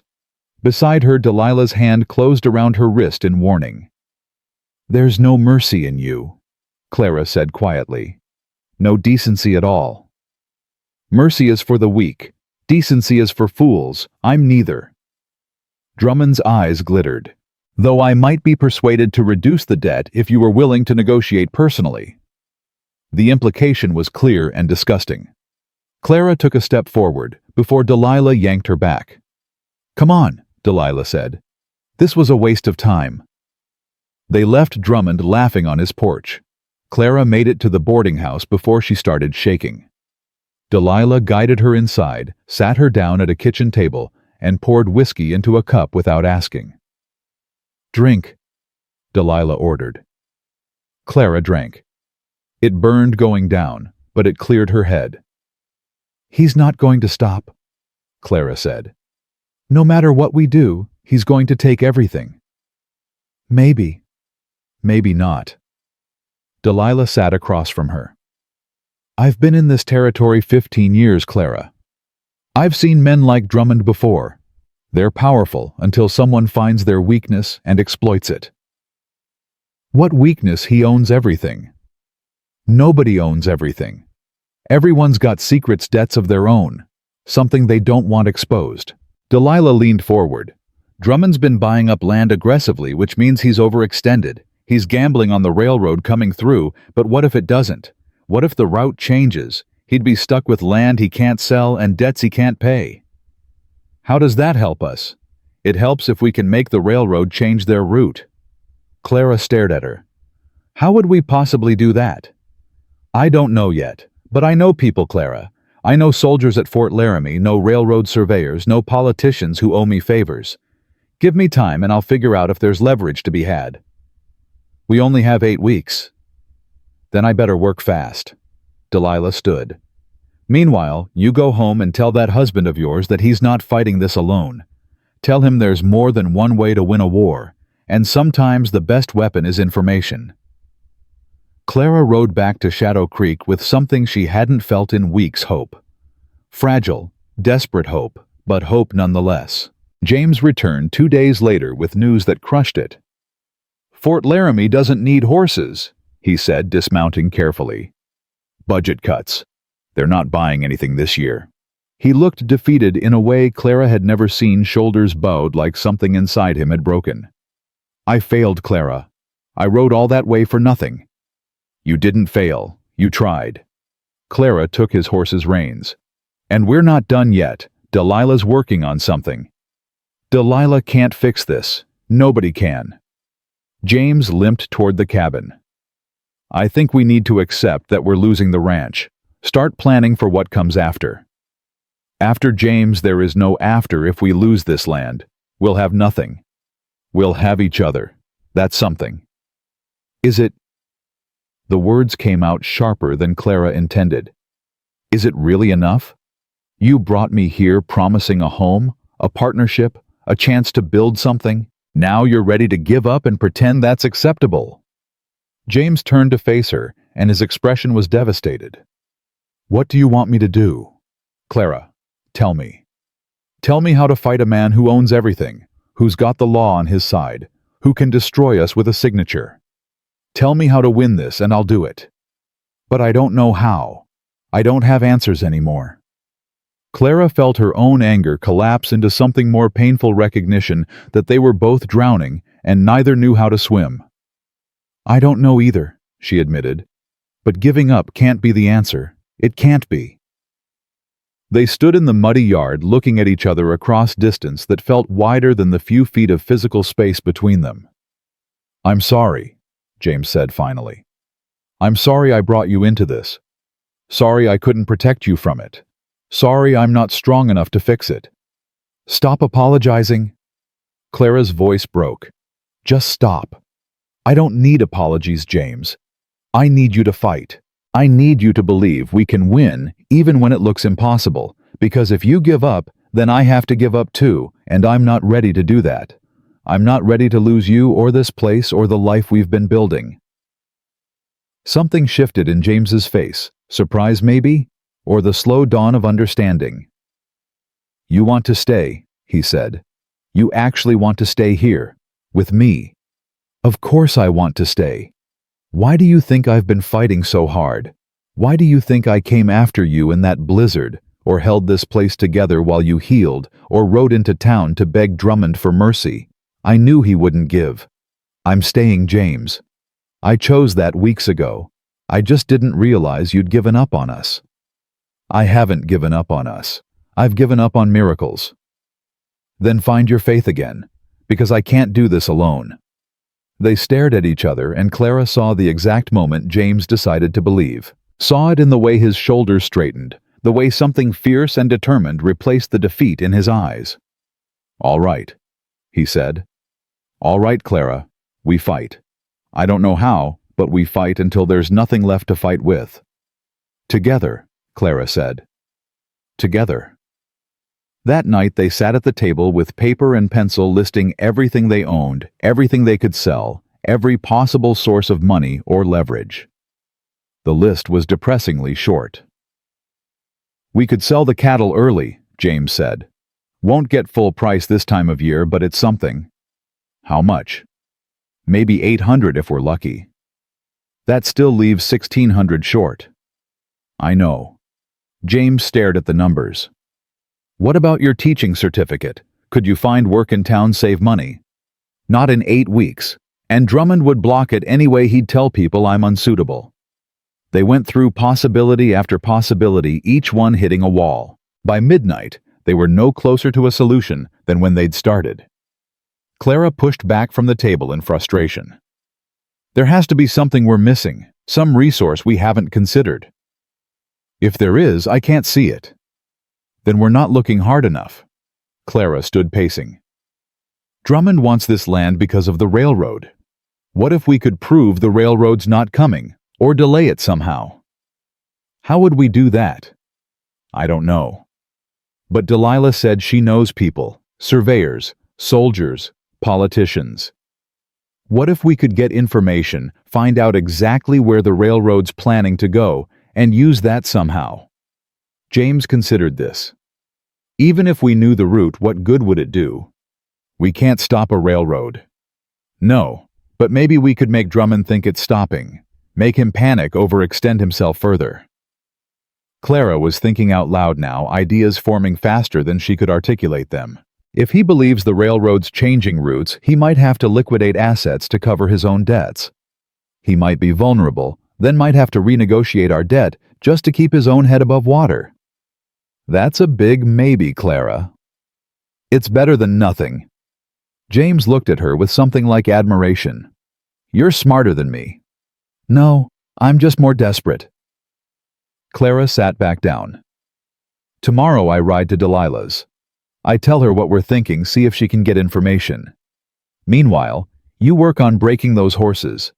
Even if we can't raise enough money, having something to sell shows Drummond we're trying. Shows the community we're not just giving up. The community can't help us. Maybe not with money, but they can help with witnesses' testimony, public opinion. Drummond thrives because people fear him. What if we could get enough people angry enough to stand against him? That's how people get killed, Clara. And giving up without fighting is how we die slowly." She reached across the table, took his hand. "I know it's dangerous. I know it might not work. But doing nothing definitely won't work, and at least this way we're trying." James looked down at their joined hands, then up at her face. "When did you get so brave?" "When I married you. You've been teaching me courage without knowing it." He lifted her hand, pressed his lips to her knuckles. It was the first time he'd kissed her anywhere since the wedding, and it sent heat rushing through Clara's body.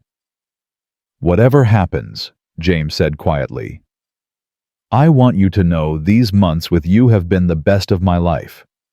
Even with everything falling apart, even facing ruin, I'd rather face it with you than face anything without you." Clara's throat tightened. "James, I love you." The words came out simple and devastating. "I didn't mean to, didn't plan to, but somewhere between you coming after me in that storm and you holding this place together while I healed, I fell completely in love with you. And I need you to know that before everything goes to hell, I need you to know you matter more than the land, more than the money, more than anything else." Clara felt tears spill over. "I love you too. I think I have for weeks, but I was too scared to admit it. Too scared you'd think I was just being grateful or practical or—" James stood pulling her up with him and kissed her. Not her forehead this time, but her mouth, deep and desperate, and full of everything they'd been holding back. When they broke apart, both breathless James pressed his forehead to hers. "If we lose everything," he said, "we still have this. Then let's make damn sure we don't lose everything." They spent the night in each other's arms, not sleeping, just holding on like they could anchor each other against the storm coming for them both. And when morning came, they rose together and prepared to fight a battle they had no guarantee of winning. But they'd fight it together, and that made all the difference. Delilah's boarding house was already busy when Clara arrived the next morning.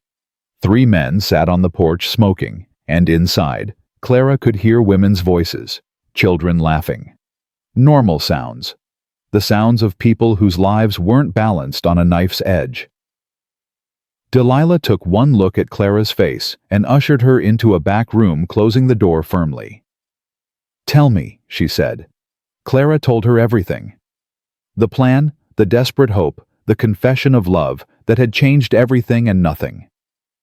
When she finished, Delilah sat back in her chair, fingers drumming against the armrest. "You're asking me to help you manipulate information about the railroad," Delilah said slowly. "That's dangerous, Clara. If Drummond finds out, he'll what? Take the land he's already planning to steal, ruin us more than we're already ruined." Clara leaned forward. "Delilah, I'm not asking you to lie. I'm asking you to help us find the truth and make sure the right people hear it at the right time. That's splitting hairs mighty fine. Maybe, but I'm out of options." Delilah studied her for a long moment. Then she stood, walked to a locked drawer, and pulled out a folder of papers. "I've been collecting information," she said. "Since you came to see me that first time, I've been talking to people asking questions. Here's what I know. Drummond's bought up 8 properties in the past 2 years, all along what he thinks is the railroad route. He's borrowed heavily to do it, owes money to banks in Cheyenne and Denver, probably more. He's gambling everything on the railroad coming through Shadow Creek Valley. And if it doesn't, then he's ruined. All that land becomes worthless, and his creditors will come calling." Delilah pulled out a map, spread it on the table. "But here's the thing, I talked to a surveyor friend of mine at Fort Laramie. He says the railroad's considering 2 routes, one through Shadow Creek, one 20 miles north through Copper Canyon. The northern route's longer, but has better grades, fewer river crossings. It's actually the more practical choice." Clara's heart started pounding. "Does Drummond know about the northern route?" "I don't think so. He's been so focused on buying Shadow Creek properties that he's ignored everything else. If the railroad announces they're taking the northern route, Drummond loses everything." "When will they announce?" "That's the problem.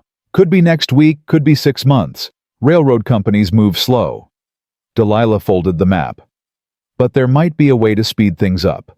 The surveyor I know, man named Carson, he's got influence with the railroad board. If someone could convince him that the northern route is better for everyone involved, he might push for a faster decision. How do we convince him? By showing him that the Shadow Creek route would cause problems, environmental issues, Cheyenne land disputes, unstable ground, anything that makes the railroad nervous. Clara felt hope flickering. James knows the land better than anyone. He could document problems. And I know how to present that information to the right people. Delilah smiled grimly. It's not manipulation, Clara. It's advocacy. We're just making sure the railroad has all the facts before they make a decision that affects everyone. Will it work? I don't know. But it's a chance which is more than you had yesterday. Clara rode back to Shadow Creek with Delilah's folder tucked inside her coat. James was in the corral working a young horse, his movements still slightly stiff from the healing leg but determined.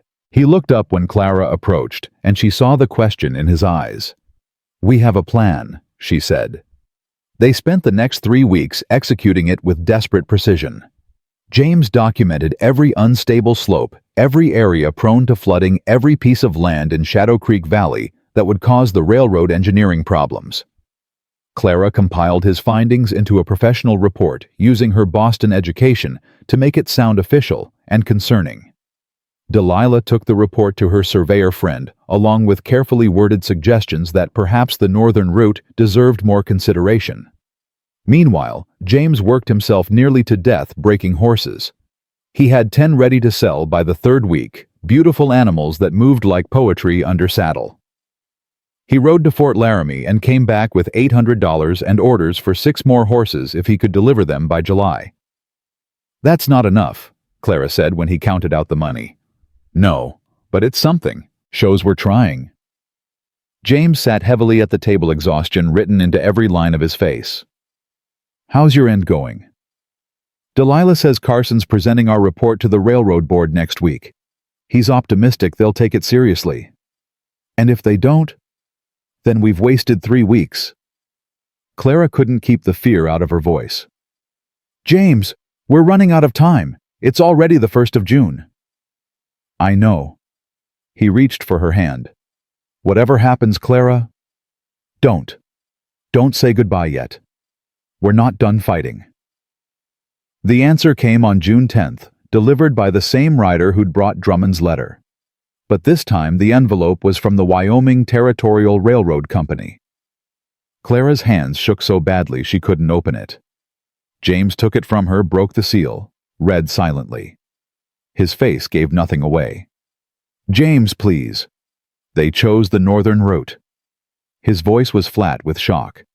"They're announcing it publicly tomorrow. The railroad's going through Copper Canyon, not Shadow Creek." Clara felt her knees go weak. "We did it?" "Not yet. Drummond still owns our debt, still has until June 30th to call it in." But James was smiling a fierce, wild smile. "But his land's worthless now. All those properties he bought, they're not worth half what he paid. He's overextended and vulnerable, and he knows it." "So what do? We call his bluff." They rode to Thunder Ridge together. The next morning arrived at Drummond's door with the railroad announcement in hand.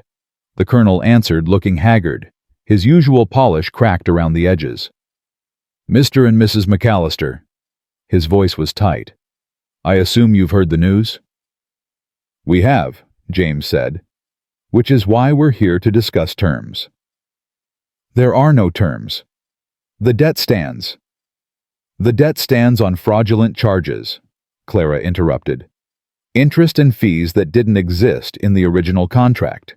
We're prepared to pay the original $1,100 plus reasonable interest calculated at standard territorial rates. That comes to $1,300. We can have that amount to you by June 25th. Drummond's face darkened. "I specified 2,400. You specified a number you made up to steal land you thought would make you rich. But that land's worthless now, and you know it. Meanwhile, you're overextended on all those other properties that just lost value." James stepped forward. "Here's reality, Drummond. We've been talking to people, bankers, and Cheyenne land assessors, your creditors. You're in trouble. Deep trouble. You need cash now, not land you can't sell. So you can take our $1,300 in good faith, or you can try to steal land that won't cover a fraction of what you owe everyone else." Clara watched Drummond calculate, saw him realize the trap he'd built for himself. "1,500, he said finally, "and we settle this today." "1,400, James countered. "That's fair interest, and you know it." "Done." Drummond practically spat the word. "Bring me $1,400 by 5 o'clock today, and I'll sign release papers." "We'll be back by 4, Clara said. They left Drummond standing in his doorway, looking like a man who'd just realized he'd gambled wrong and lost everything. The ride to Delilah's boarding house was the longest of Clara's life. They had 800 from the horses. They'd saved another 300 doing everything they could.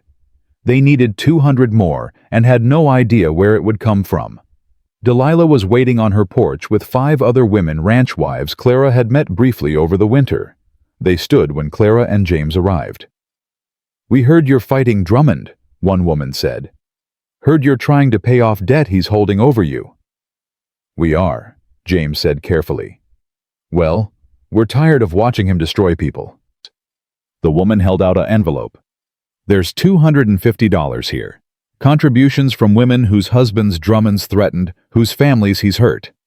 Consider it a loan if you want, or a gift. Either way, we're done letting that man run roughshod over decent folk." Clara felt tears burning her eyes. "We can't take this." "You can, and you will," Delilah said firmly. "This community takes care of its own, Clara. You and James are part of this community now. Let us help." James looked at the envelope like it was something holy. "We'll pay you back. Every penny. Pay it forward instead. Help the next person Drummond goes after." The woman squeezed Clara's shoulder. "Now go finish this." They arrived at Drummond's house at 3:30 with $1,400 in cash. The colonel counted it twice, his hands shaking with rage, before signing release papers that absolved James and Clara of all debt. "This isn't over," Drummond said as they turned to leave. "You think you've won, but I'll find another way." "You'll do nothing," Delilah said from the doorway where she'd been watching. "Because if you try anything else, if you threaten these people, or anyone else in this territory, I'm going to every newspaper between here and Washington with information about your business practices. About the fraudulent contracts, the predatory lending, all of it. I've got documentation, Drummond. Names, dates, amounts. You're done." Drummond went pale. "You wouldn't dare." "Try me." Delilah's voice was steel. "You've had your way for too long. Time for someone to stand up to you, and I'm happy to volunteer." They left Drummond standing in his perfect house, defeated and small, while Clara and James walked out into June sunshine as free people. That night, they celebrated in the cabin with cold well water because they couldn't afford whiskey, but it didn't matter. James pulled Clara into his arms and kissed her until they were both breathless. "We did it," he said against her mouth. "We actually did it." "We did." Clara laughed, dizzy with relief and joy. "James, we're free. The land's ours, the debt's paid. We can actually build something now." "We already built something." He cupped her face in his rough hands. "We built this, us, a partnership that survived everything the world threw at it. And we'll keep surviving, together." "Together," James agreed. They made love that night for the first time as people who'd chosen each other freely without obligation or desperation. Just 2 people who loved each other fiercely and completely, building a life from broken pieces. The years that followed were hard, because frontier life was always hard. There were droughts and blizzards, sick cattle and failed crops, injuries and setbacks, and endless work. But Clara and James faced it together, partners in every sense. Clara started a school in the cabin teaching children from surrounding ranches reading and arithmetic. James expanded the horse breeding operation, gaining reputation for training the finest mounts in the territory. They built a larger house, added a barn, slowly transformed Shadow Creek Ranch from struggling survival into modest prosperity. They had children, 3 of them, each one wanted and loved and taught that kindness was strength. that partnership meant everything, that choosing each other daily was what made a family real. Thomas Bennett died 5 years after Clara's marriage, sober for the first time in a decade, with Clara holding his hand and forgiving him because forgiveness was lighter than carrying rage forever. Drummond lost everything just as they'd predicted. His properties were seized, his assets liquidated. He left Wyoming Territory in disgrace and was never heard from again. Delilah became family, the grandmother Clara's children never had, otherwise teaching them medicine and wisdom, and how to fight injustice wherever they found it. And on their 20th anniversary, Clara and James stood on the porch of their house, watching the sunset over Shadow Creek Valley, their hands joined like they'd been that first night in the barn when she'd saved his life, and he'd started believing they could build something worth keeping. "Do you ever regret it?" James asked. "Not the marriage, I know you chose that eventually. But do you regret the way it started, that it wasn't your choice at first?" Clara thought about the girl she'd been sold like property, terrified and angry, and certain her life was over. She thought about everything that had grown from that awful beginning love family purpose, a life she'd built with her own hands and heart. "No," she said. "Because all of this, everything we have, everything we are, it grew from those ashes. We took something cruel and made it beautiful. That's not regret, that's alchemy." James kissed her temple. "I love you, Clara MacAllister." "I love you too. Every single day." Their children called them in for supper, and they turned together toward the house full of light and noise and life they'd created from nothing but determination and daily choosing. Clara had been sold to the poorest rancher in Wyoming at 21, and he'd given her the freedom to leave after 1 year. But she'd stayed. Not because she had to. Not because she was trapped, but because somewhere in the hard work and harder choices, somewhere between survival and hope, she'd found something worth choosing. She'd found home. She'd found love. She'd found herself. And that made all the difference.